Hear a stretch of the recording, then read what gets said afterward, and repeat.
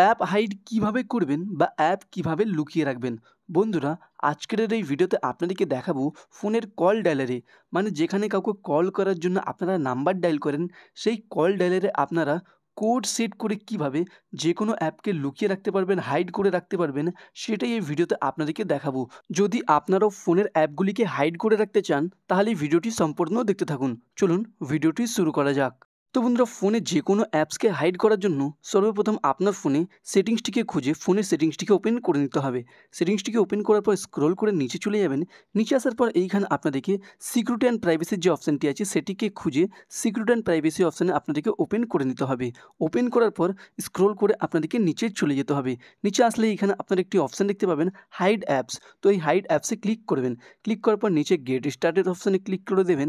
এইখানে ক্লিক করার পর সেটিংস অপশানে ক্লিক করে দেবেন। সেটিংস অপশানে ক্লিক করার পর আপনার সামনে এরকম ইন্টারফেস ওপেন হবে। তো এইখানে আপনাদেরকে একটি লক সেট করে নিতে হবে। যদি আপনারা প্যাটার্ন লক সেট করতে চান, তো use a different password type অপশানে ক্লিক করার পর এখানে প্যাটার্ন লকটিকেও বেছে নিতে পারেন। প্যাটার্ন লকটি বেছে নেওয়ার পর যে প্যাটার্ন লকটি রাখতে চান সেই প্যাটার্ন লকটি দিয়ে দেবেন। প্যাটার্ন লকটি দেওয়ার পর আবার ওই প্যাটার্ন লকটি আপনাদেরকে এখানে দিয়ে দিতে হবে। প্যাটার্ন লকটি দেওয়ার পর আপনার সামনে এরকম ইন্টারফেস ওপেন হবে। তো এইখানে নিচে কোশ্চেন অপশানে ক্লিক করে দেবেন।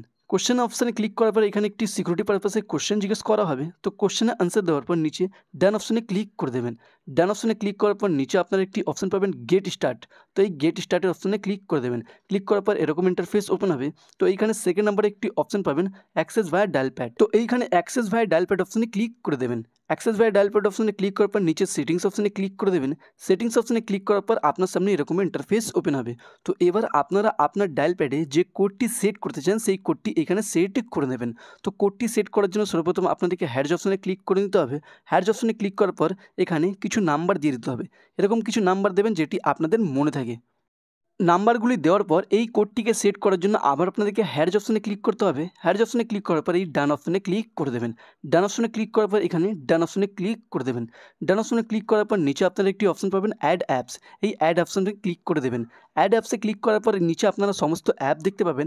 এবার আপনারা যে অ্যাপগুলিকে আপনারা হাইড করতে চান সেই অ্যাপগুলির নাম এই সার্চ অপশানে ক্লিক করে সেই অ্যাপগুলির নাম আপনাদেরকে সার্চ করে নিতে হবে।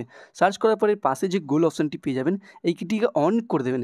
এইভাবেই আপনারা যে অ্যাপগুলিকে হাইড করবেন সেসব অ্যাপগুলির নাম লিখে তার পাশে যে অপশানটি আছে এটিকে অন করে দেবেন।